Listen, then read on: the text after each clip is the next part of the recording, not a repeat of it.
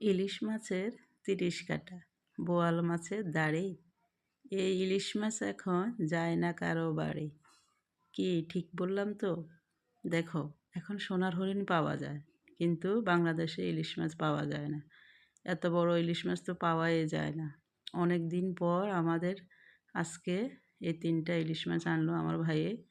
কোথায় পেয়েছে জানি না, কোত্থেকে আনছে সেটাও জানি না। আমরা কয়েকবার বলার পরে সে হঠাৎ করে এই মাছগুলো নিয়ে আসছে।